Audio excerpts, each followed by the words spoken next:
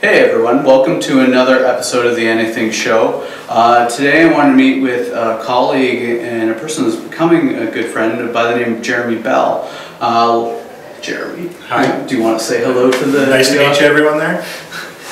So what are you working on right now? So we are currently working on a thing called Wattage, and what Wattage is it's an online platform, set of digital tools that are for making physical things. So we're focusing on democratizing the creation of electronics, so that any non-technical person can start creating some pretty sophisticated stuff without having to worry about electrical engineering or industrial design or supply chain or manufacturing and any of that crazy stuff. What a novel concept. No, we actually met last year on the startup train going to Montreal, and a completely fell in love with Jeremy's authenticity, but also the fact that he actually had a good idea. There were so many people in that train that I equate bad startup ideas to a currency for dogs. So whenever I don't run into a currency for dogs, as it were, I think that's an excellent opportunity. The fact that he was a cool guy on top of that. But we'll come to that in a second. I think the topic of the day is just everything regarding Teehan and Lax. You were a former partner. You've been gone now how long from them? So I was there for 6 years. Okay. And I left in. I resigned in January. Worked until April 1. So I've been gone since April of 2014. So we were on the train and we grabbed some dinner, and we got sort of some sense that the tectonic plates were shifting over there. Now sort of seeing everything hit the wall or the fan or whatever sort of cliched metaphor you want to use. Did you think it would have been this much of a story, or this talked about, at least in the scene? I wasn't surprised. I mean, what we did there certainly generated a lot of attention in our space. Like a lot of our colleagues and people in the market looked up to us. They looked up to what we were doing, the way we approached things. We obviously were very transparent and shared a lot of stuff that we did. So I knew that we had a great reputation there. So I certainly wasn't surprised that it was talked about.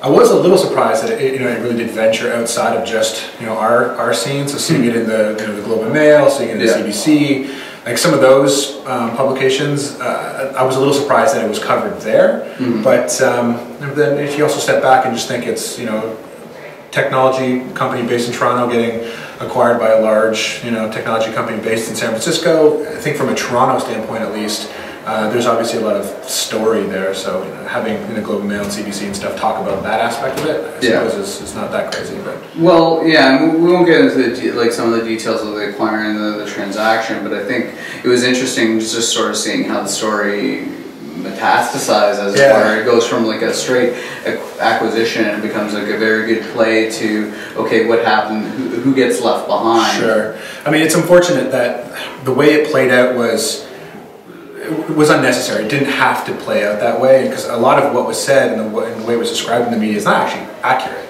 Is there anything that you want to speak to? So so when I left, and I'll talk about more like what I understand, from my perspective. When I left Teehan and Lax, we were just shy of 50 people. Mm-hmm. So I believe that the number of people at the company was somewhere around there. I think it was a little less, but I know for a fact that almost all, if not all, the designers are going to Facebook as well. They all got jobs.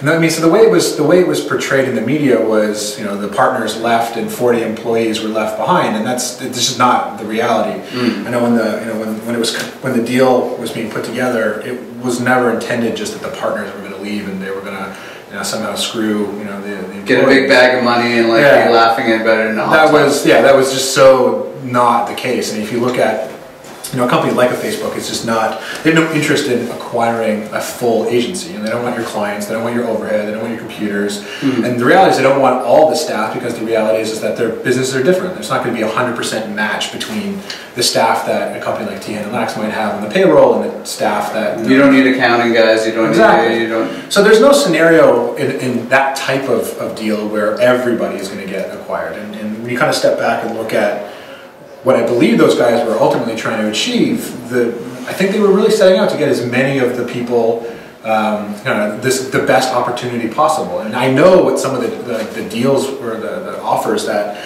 some of the staff got, and it's bananas. Those guys, those who did go down there, They're going to be doing okay. They're doing great. They're doing great. And the unfortunate thing is that not as many people. Tesla's for everybody. Yeah, exactly. Not quite, but you know the Tesla Model 3s for everybody. The unfortunate thing is just that not as many people went down as I believe the original plan was, for a number of reasons. I mean, and it's tough to move a workforce down. Like, I mean, people, family. We'll chat about this in there. Yeah. Being with family and being an entrepreneur and have. Obviously, those concepts are not mutually exclusive, but sometimes they feel that way. Yeah, there's a lot of dependencies. It's tough. I mean, you're making a big move down to California. I mean, I lived myself in California for years. I mean, I personally know what's entailed in actually packing your family up and moving down there, and trying to live in a different place like that. It's hard. It's not an easy move to do. So yeah, I can understand why some people didn't want to do it. No, I get you. Like, what do you think is going to be the you spend 6 years of your life in anything. That's a significant chunk of time. How do you want Teehan? Like, what do you want the legacy of that place to leave behind? Oh, I mean, in terms of, I think the legacy really is about about putting design first, user experience first. Really starting to like the craftsmanship of the stuff that we created, and that as an industry, I think trying to elevate all of that. I mean, one of the things I think that Teehan and Lax as a company was kind of held up in such great regard is that we shared as much as we tried to put more value back out than we captured, right? Like we really wanted to, anything that we learned we would put back out. Obviously the iPhone PSDs, that kind of stuff was a lot of us just trying to give back to the community. Like that was, I think, ultimately what I hope the legacy is. It's unfortunate that I think the way that the way it closed is being portrayed now, because it does put a little bit of a tarnish on what we did there, and what obviously John and Jeff have done over the past 12 years. So that's, I think, unfortunate. But I would say ultimately, putting Toronto on the scene from at least a design standpoint, like making sure that we've got a great group of people in the city, and that Toronto's at least looked at from a design standpoint, which is great. So I think that ultimately will be, at least what I hope Teehan and Lax will be for. Fair enough. I mean, I think Toronto in this community has an exceptional design community. I want to talk about the design a bit, because I think it's just critically important to differentiating yourself, to really setting a visual style and a visual identity. What do you think it is about the Toronto scene that has helped like good design? I mean, obviously you have two really good strong things like Sheridan and OCAD pumping out really solid people. But I mean, I don't think some of the traditional education automatically lends itself to saying I'm going to be a really good experienced designer. So how have we bridged that gap, or have we even bridged that gap? I mean, I think one of the interesting things about design in general is that it's always moving forward, particularly digital design. Like the mediums, the approaches, the technologies, like it's never standing still. So I think that we're at least very well situated and set up here to kind of move with that progression, kind of keep pushing it forward. I mean, realistically, if you look at what's going on in like Silicon Valley, they're just amassing designers there on an order of magnitude bigger than I think probably anywhere else. So that will, if it isn't already, will quickly become the center of user experience design. But if it's not already. Yeah, I mean, if it's not already, which I just assume it is. From Toronto standpoint, I mean, I think the education aspects are great. It gives us a great base, and then the more technology companies and different types of digital design, like agencies like Teehan and Lax that are here, you just continue to learn and enhance and refine, and the more that we as a community give back to the community, we'll all just continue to build on top of each other. And so I think you're starting to see a lot of that. A lot of like dribble meetups and stuff like that. Designers starting to get together and actually talk and share stuff. So it's great. Like I think it's just just starts the snowball, and the momentum is there. The question is can we maintain it? What's unfortunate though is like again, if you look back at Teehan and Lax, like all the designers are leaving. Like that is and they're going out. I mean, they're going across the board. Yeah. It's unfortunate for I guess the city that you have such an unbelievably talented group of people that are exiting stage left, which is a shame. But actually, when I was like listening to the media thing, and they thought like, okay, it's only the partners going there, and then like this huge wealth of designers are gonna sort of go out into the community. I was actually. As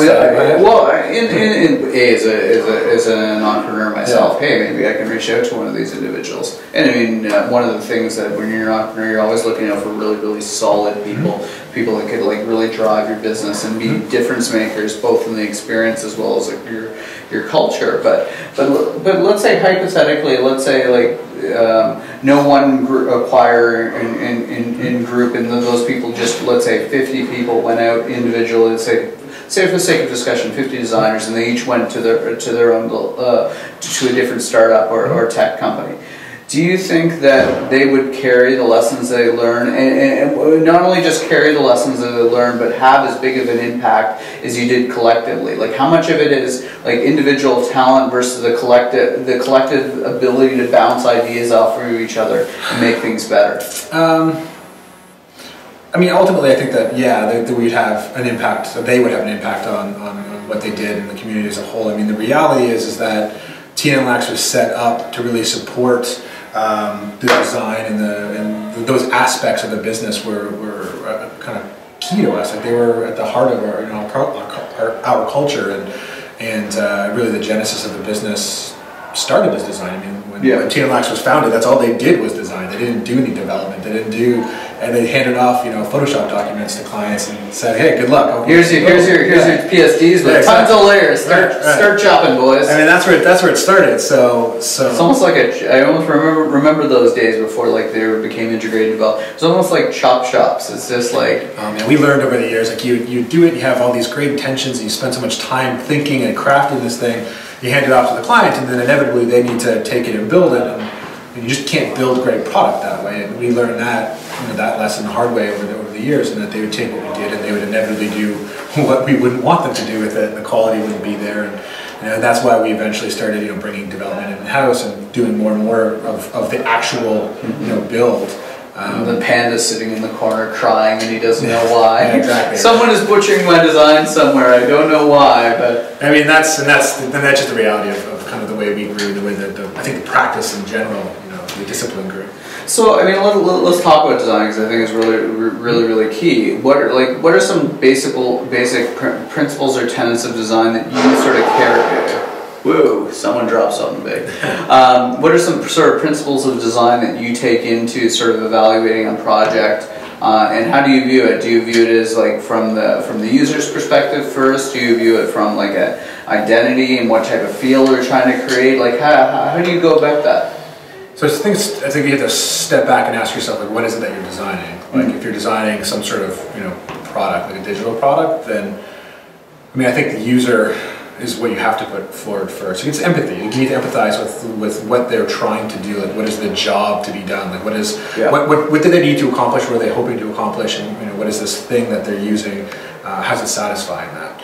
So we would spend a lot of time trying to figure that out first, and then the aesthetics and the brand and all those other elements are layered on top of it. But at its core, we were always trying to understand, like, what is its purpose? Like, what is it trying to do? And not just like, sell more widgets, which is, our clients that come to us. I love selling more. Right. I mean, every client does. Right. They come to us and they would be like, we want to sell more of this or get more subscriptions. Very, business centric, tactical stuff, which is all. They got to justify it. Yeah, of course.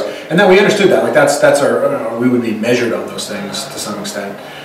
But we would still step back and be like, all right, we understand that that's their goal, but the end user's not coming into this being like, oh yeah, like, my purpose here is to give you money. They're trying to achieve something else. And so that was, I would say, where all great design, I think, starts, is looking at that and then working your way back. Yeah. We got a ping pong ball game going in the background. I'm curious. I wonder if they'll even hear any of this stuff. Entirely possible, but that's what my noise canceling and post production is for. So, in case you do hear that ping pong, I'm sure it's a spirited game. Not sure who's winning, but either way, yeah, we'll see what happens. Well, I want to talk more about design. So, sure. I mean, you go and you're trying to push the envelope and do cool things, and you want people to perceive you in interesting or different ways. Like, you start with that core that you mentioned, the empathy, and trying to understand, how do I take someone through this in the smoothest way possible? And what elements do you say, okay, these are some conventional user experiences, and how could I make... Do you ever start with trying to like saying, okay, well, how am I going to push the ball forward in overall, or is it pure execution? Because, like, I mean, I got to be I'll use the example of the first infinite scroll website sort of thing. Things went like the standard left bar, an overhead nav, and then it went to overhead nav, and then and like compartmentalized pages. And then someone said one day, "Fuck it, let's make this thing infinitely scrolling, and then let's play with Z layers and CSS." Like, I mean, what point do you say, "Okay, I want to be playful with the technology"? While you're maintaining that empathy.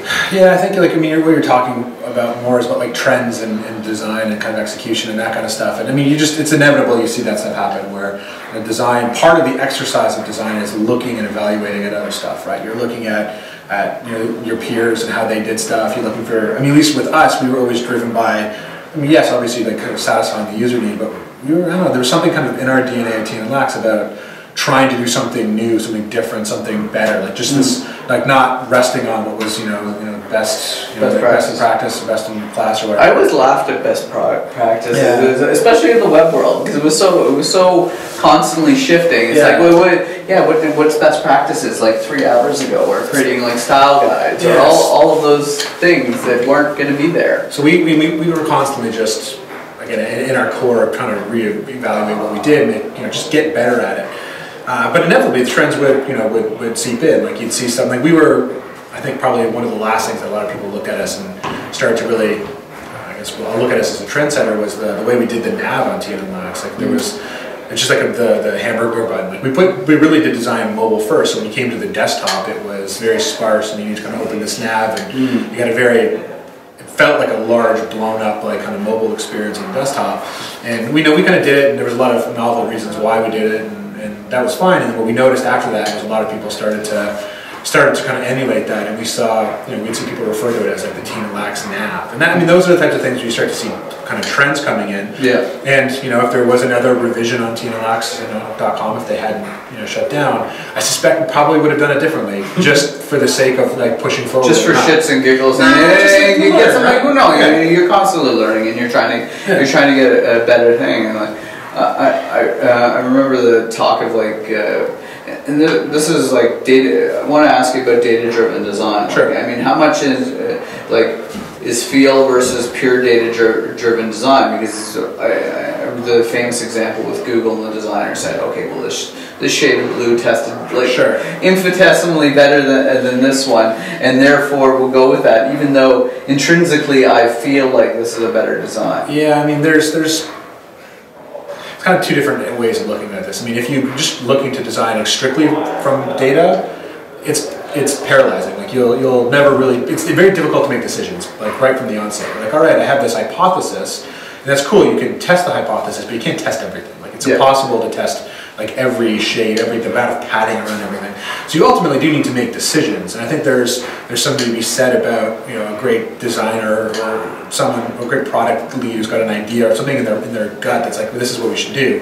But on that said, I wouldn't just rest entirely on my laurels and be like, I made the decision, let's do it. I think you do need to look at data and see how things react and really see how people react. So it's a mix. I think you really do need to blend it and get a sense of, I'm going to make some very bold decisions up front, and then I'm going to see how they're going to work, and let's kind of test and see and kind of go from there. I mean, ultimately, I would say great design has more to do with iteration than anything else. The number of times the fly can be born and die within a certain period versus the gestation period of an elephant, for example. Yeah, it's like you get it out there, and when you're designing, I mean, to some extent for you, because you're sitting there doing it yourself, and then at some point you need to stop and step away and be like, all right, am I right? Am I wrong?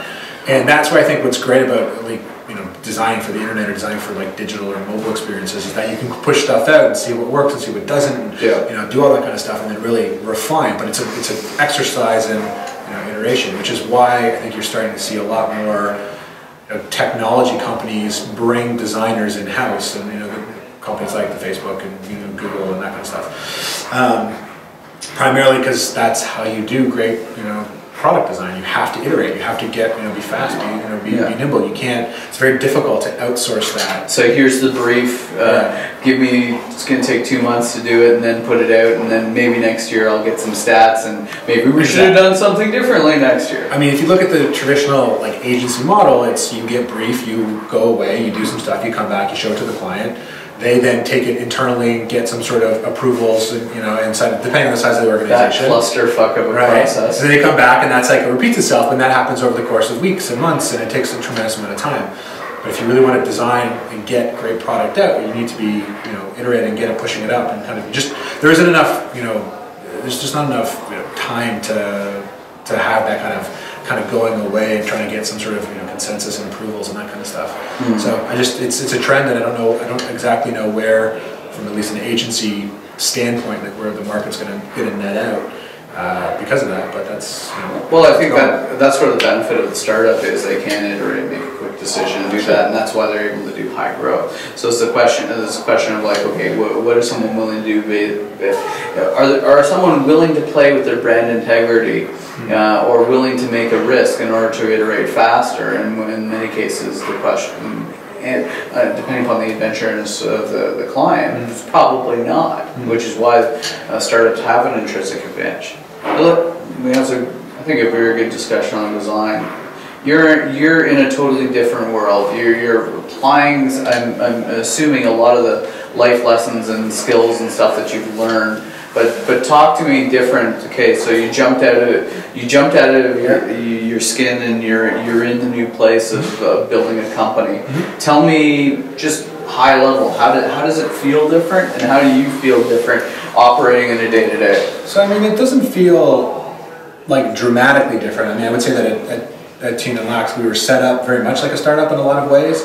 Like, even though we were 50 people, the company was divided up into smaller teams. So I had a team of people. I had to grow that team. I was responsible for clients and billings and that kind of stuff. So it had a very very startup feel in a lot of ways. Yeah. So I don't feel like I've left some big bank or some sort of very kind of left your three-piece suit at home. Exactly, right. And then we weren't like in cubicles or anything back at T&L either. So it doesn't feel like I've kind of gone from one world to another. I think the difference is that you're working on product, it's your own product, and you need to balance. When you got these grand visions and ideas of what this thing is going to be, then the reality is like you've got only so much money, so much time before you die. So it's a matter of how quickly can you get it out, how quickly can you build it, how quickly can you test it, how quickly can you find product market fit before you run out of cash. Yeah. And I think that's probably the biggest difference, is that we don't have clients that are paying the bills right now. We are, we're essentially bootstrapped. We raise some money from friends and family. We have bootstrap. I know, right? Like I'm making less money now than I have in, I think, my entire career. But the analogy I like to use is I'm just working my way back through my salary. So exactly. Right. So I'm in my late teenage years. Hope to be shortly into my 20s again. Yeah. And then I'd like to be making what I was making when I was late 20s or late 30. Yeah. But it'll come. That's the plan. But we have equity, my friend. Yeah. Well, we'll see if that equity works out to be worth anything. At least we'll take a swing at it, right? Take a swing at the plate. We'll see what comes of it. I mean, that's half the battle. I mean, if you have an idea and you have, I think it's a far greater strategy not to go and try things and try and disrupt it. Like, I just forget about the monetary benefits of what we're trying to do and achieve, just in terms of the personal satisfaction that I get from sort of moving the ball forward. Totally. Whether it be because we're building a marketplace in the supply and just seeing evolutions and changes and liquidity and speed, and as that flywheel increases on between those two things, it's very gratifying. And business development for us versus when we were starting out is order of magnitude different in terms of having a name, having some progress and some movement and all of those different things. But like, what are some of your intrinsic motivators that get you saying, hey, like, because as an entrepreneur, you really, like, if you stop working or you stop working on a project, unless your project has like so much forward momentum. Right. Yeah, I would say that, I mean, in terms of like kind of motivations of like why we're doing this, what we're trying to do. Like, one of the reasons I left, I had a great gig before. One could argue I walked away from some Facebook money as well. The reason I did it, the reason I kind of left and wanted to go do this thing, was the thing that motivated me was ultimately that we were trying to create something that would empower people to do something they couldn't do otherwise. Like, that was, I think, at its core, the main motivator for me and the other guys, was to go do that. And that's the thing I think that's continuing to kind of push us forward, is that if we can do this, if we can really achieve what we're setting out to do and unlock this new type of market, because what we're doing, no one's really doing, which is also another thing that really kind of excited us, is that, you know, we're a bit of a trailblazer, and let's see if we, you know, either we're crazy or we're smart. Or there's a reason why no one has tried this. Yeah, undecided on where we fall on that, but well, we all got to be fit in somewhere on the spectrum. It's got to lean a little bit to the crazy side, because otherwise, if people saw like a nice juicy market and it wasn't tapped. Yeah, I mean, we're ultimately trying to create a new market, like this idea of empowering non-technical people to build things with electronics, but not have to worry about soldering, not have to worry about electricity. You know, how do you put these things together? Components, you know, voltage, like all these different types of things that just add to the complexity of building electronic devices, and then wrapping all that in something that is beautiful, that you would want to actually put on your desk, that you'd be proud to kind of display. You know, no one's really doing that right now, and that was ultimately, I think, the main motivator was like, all right, let's go attempt to do this crazy new thing that's never really been done before, and maybe it'll work, maybe it won't, but we're gonna have a lot of fun. Let's go try it. Yeah. So going back to the origin story about how we met each other, we're on a train, we're heading to Montreal, and I got pulled into I guess one of the cattle cars in the back, where they were doing oh, someone's having a birthday.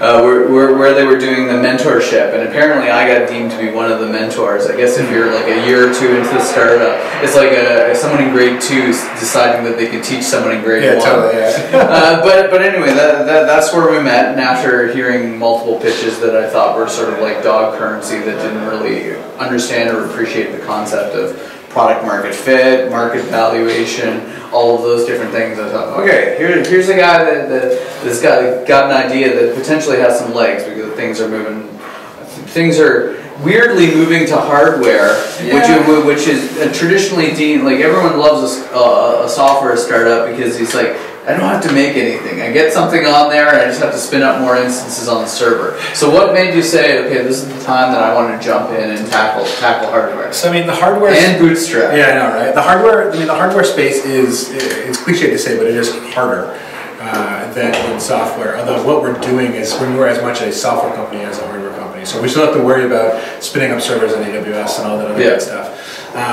You know, again, one of the reasons I was drawn to the hardware was my whole career has been software. Like, you know, I started when I was 16 doing, you know, website design, and that's I've been doing basically that. You know, it's like, I need a challenge. Yeah, well, it's just something different. It was like, all right, like this is something entirely different, and the maker movement was you know, obviously, you know, in full swing in terms of its kind of trendiness, and a lot of people were very interested in that, and things like Arduino and Raspberry Pi, and you know, at Teehan and Lax, for instance, we had our lab, and we had, you know, we'd see tons of people who showed a lot of interest in wanting to make something physical. That seemed to be one of the greatest appeals of the lab, was the idea of creating something that was not client work and kind of completely kind of out there, but also had the potential to make something that was physical.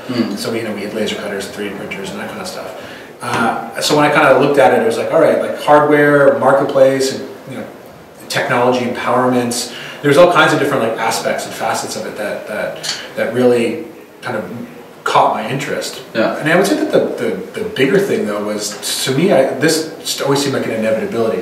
Like if you look at the internet in general and what it has done to the markets kind of around it, so I'll use publishing as the obvious example. Originally, you know, I don't know what you're talking about being in being a print shop. Well, I mean, if you look at like newspapers and magazines, it's so true. Stuff, right? Anything that's driven, like one of the things that we're seeing right now in print shop is print is actually going up in a lot of areas, except for where it's ad-driven revenue. And you might say, okay, that's a big friggin' part. Yeah. But there's still like a natural growth occurring, and people just need something. It's something physical. But yes, like in the publishing space, it's hidden apart. Yeah, like, I mean, traditionally to produce like a newspaper or magazine, you needed, you know, a large company with a large staff with printing presses and, you know, trucks and distribution and all these different things to kind of get this physical thing kind of made and shipped out. And obviously now you sit down, you write your blog post, you publish, and you know, all of a sudden instant gratification. Right. Well, instant distribution. Like everyone can now you can reach your niches. It's you know, the barrier to entry is essentially zero. Like you can create great stuff and get it out to people without having to need anything. You just do it all for free. And you can look at this, you can make the argument that, you know, music is the same way. I can sit down and make something on my computer, on my tablet, or my phone. I can push a button and poof, now it's on SoundCloud and anyone can listen to it. Indie gaming is huge now, and you know, I don't need to make, you know, CDs or DVDs and, you know, ship them off and have them sitting on store shelves. You can just, you know, publish them on Steam, and, you know, that's instantaneous. And so that's what you're seeing. I think there's just this kind of barrier that's just being lowered, and then when you step back and say, okay, well, what's next? I mean, physical stuff, hardware, to me it's an inevitability that this is where it's going to go. So if you look at 3D printing, I think the excitement about 3D printing is that anybody can stop and make something, and you know, they can push a button and, you know, it shows up right there. And I can talk at length about why I don't think that people are really going to have 3D printers in their homes, but that idea of being able to create something and just get it without having to worry about, you know, how is it actually made, like supply chain, like is it a factory in China, how do I coordinate that, like how do you do those types of things? The supply chain is totally going to get turned upside down. Right. It's starting to happen, right? And I think with us, what we're trying to do is flatten it even more so that anybody can just sit down and, not unlike writing a blog post, they can, you know, sit down at a browser, create something, hit publish, and now they can get it themselves, or other people can buy it. And other people can get the thing that you've made. And if you create some sort of crazy product that you know, fits a certain niche that otherwise would be serviced by the traditional types of manufacturing approaches, all of a sudden that market can be opened up. And it wasn't possible before. So we're 6 to 8 months sort of removed from the last time, and the only thing I had to really grill you on, because I thought you were really sharp on all the things of your business, was use cases, and I was sort of throwing out some like dumb ideas of use cases. I think one was an alarm clock or something like that. Like, so I'll ask you the same question I asked you then. Well, like what are some use cases when you're talking to people that you see shit people want to build? So right now we're focusing on software developers, and we're basically saying, look, in my opinion, they are the modern day maker. Like everyone talks about DIY, making stuff in your garage, you know, people tinkering and soldering. So you don't want to like hit up like some mom on Etsy yet? Not yet. But I mean, the idea that you know, a software developer, they make stuff, they make a lot of stuff, and you know, it's locked behind glass. You know, you can look at the number of GitHub repos and kind of the number of apps that are made, number of websites that are produced. These people produce a lot of stuff, and we want to give them another channel to make something tangible that they can hold in their hands. So that's kind of initial target that we're going after. In terms of the types of things you can build, it's obviously limited by the number of components that we offer. Right? So if you want to think of them like virtual Lego blocks. Why don't you go through some of the components that you offer? So let me kind of step back and say there's 4 aspects really of the platform. So the first is the product builder. So it's browser-based, WebGL. You know, I'm not sure how technical some of the people are that'll be listening or watching. Well, assuming there's going to be people listening at all, then exactly, right. For ourselves. Which is fine too. Well, that was sort of the impetus of the show. Is like we got to take like really good conversations I'm lucky to have with really amazing people, and just like if someone wanted to be voyeuristic into the world of Joseph and the cool people I get to hang out with, you can listen to or subscribe. So anyway, so there's kind of 4 aspects. So the first is this product builder. It's browser-based, all WebGL, so 3D. It looks like a 3D kind of virtual representation of the thing that you're making. The second part is modular electronics. So inside these things, so when you're building it, you're like, all right, I want to add a button, I want to add a speaker, I want to add an LCD screen, I want to add, you know, a knob or some sort of control, I want to add a sensor, I want to detect light or motion or something like that. You just like push a button and it appears on the device, and you grab it, move it around. You know, we're taking into account all the, like, how is it mounted, how much space does it require, making sure that the components don't overlap. Like, we're essentially abstracting the physics away so you don't have to worry about it, but all the rules in our software govern like how this thing is ultimately going to be made. So then inside, to power all that stuff, is modular electronics. So when you choose a button, it corresponds to a physical button that plugs into this proprietary brain board that we've created called the 1 watt. The board itself is a design that we will open source, so it'll be available to others. It's Arduino compatible. It's got a kind of extensible architecture. Think of it almost. What's Arduino? Sorry. What's Arduino? Yeah. It's for ignorant me and people who don't. It's an open source hardware prototyping platform. Okay. So it looks like a little board. It looks like a little circuit board that you can plug different things inside of. There's a set of shields that you can buy that kind of augment its functionality, and then you just write code and you can push a button and you can. That's awesome. Right. So it's it makes building these types of kind of interactive hardware things easier, but I would argue that it doesn't actually make it easy. There's still a lot that still has to be done. There's still, it's a great thing for prototyping, but they were never really designed for putting inside an enclosure, or at least something that what we envision to be kind of closer to a final product. Anyway, so yeah, the electronics inside, those are all modular, and that's how we build out the kind of extensible aspects of it, so that you can, as you're adding virtual things, they actually will work physically. And then we actually make, so we then manufacture this stuff. So when you hit like buy, what we're doing is we're taking this virtual thing that you see, and we unpack it into all the different elements, and then we laser cut and 3D print aspects locally. It's going to be sold as a kit on day one. So when you buy, you get a box, all the pieces, custom instructions, put it together, and then you'll have, then you got to plug it in and program it. And eventually, we're going to be, pushing. You need someone to print those instructions. Yeah, exactly. If only I knew someone that could do If that. only. So yeah, that's ultimately kind of what this thing is. So like the Lego, we would make sure to follow the instructions. yeah, and that's what we're going to build. Like, so essentially, our software spits out the files for fabrication, custom instructions. So the thing that you're making is bespoke. It's for you. Yeah. We'll give you instructions that they match, so you know exactly what to do. Anyway, so to answer your question about use cases, like what types of things can people create? So we've seen a lot of interest in music, so creating like MIDI controllers for like instruments, like digital instruments. Any giant death robot requests? Not yet, although we're not going to have any robotic elements yet, like so wheels and like those types of things. Yeah. Eventually we will, so you'll be able to just add wheels, and now you can start like laser beams. Exactly, right? Who doesn't want lasers? Yeah. And magnets. Of course, of course. So we'll have those types of things eventually, not right now. Yeah. One of the things I think I'm really excited about is we're creating this, so it's a radio, it's a kind of a modern day take on a classic radio. So instead of it being like an AM/FM radio, it's a podcast radio. Yeah. So it's a simple device, fully kind of enclosed unit that when you turn it on, when you change through the stations, you're flipping through different podcasts. So it'd be like, Serial, This American Life, This Week in Podcasts, like whatever podcast you happen to be kind of into. You're gonna have to set me up with one of those. Like we were just talking about, like the modern house that you built and the one that I'm in the middle of right now. So yes, I will need something funky looking in mid-century modern. Yeah, so it's very. So I think of you every time I smack the alarm in the morning. Yeah.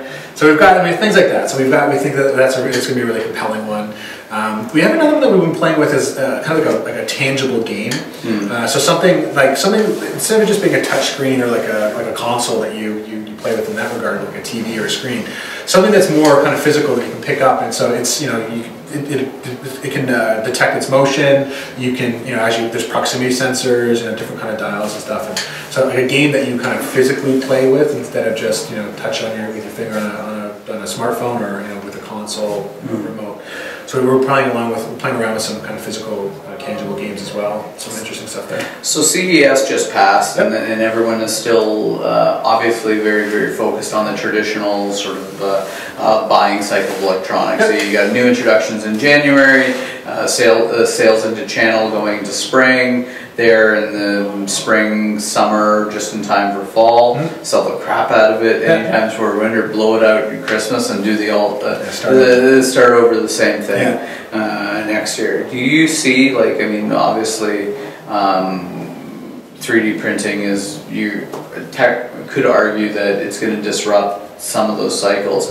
Do you envision a time when let's say, because essentially what Apple or Samsung is doing, they're seeing what technology is available, and some of them they have in-house. In some cases, they're purchasing panels for TVs or other things externally, and then they're cobbling it together in sort of like tiered use cases based upon price point and otherwise. You see a day when you're grabbing a screen from this guy, the speakers from this guy, the casing from that guy, and that's just happening on demand, and a new technology hits mid-year, and you can get that. So when you say you mean like me as a customer? You as in like an end user case, or even just like consumer electronics in general. Do you see a day when it's going to get out of that like CES initiated cycle, that 1 year cycle that we're currently seeing right now? To some extent it does happen. Like if you look at what Apple does, like they release products throughout the year when they're ready. They're not even at CES.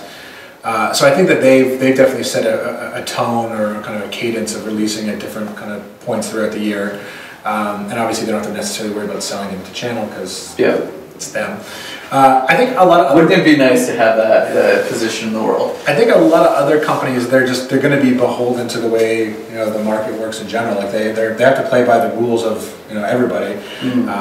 It's not like they can go off on their own. So I think it would be difficult. So I don't know. But doesn't Amazon change that model in some? I mean, like so there's an ebb and flow going on between Best Buy and Amazon, and I've sold into both of them. More on the software side, we're talking about the box CDs and that sort of stuff. So sort of a feeling where, it was interesting. The Best Buy was always very, very concerned about getting that product out, hitting a price point internally to them, and then externally. Whereas Amazon was much more focused on like just immediate, just-in-time delivery of that actual thing, whether it be an online download we're going to get kicked out of here, by the way. Okay, so we're going to get kicked out of here very soon, so we'll wrap this up shortly. But the point being is the future of electronics, maybe driven by online sales, might be as customizable as the question is whether people are going to pay for it. Yeah, no, I think that mass customization from an electronic standpoint is going to be a huge factor in the future, and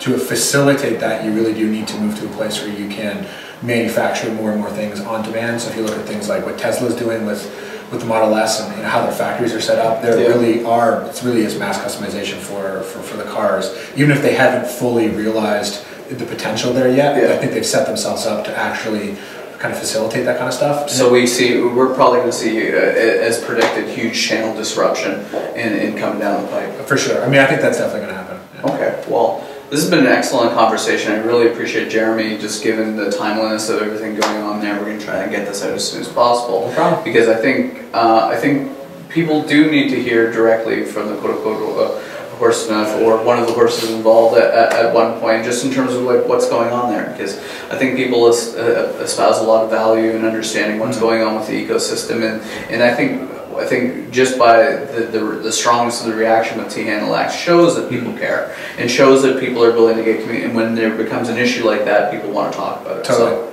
So anyway, another episode of the Anything Show. Thanks for stopping by, and stay classy. Thanks. Cheers.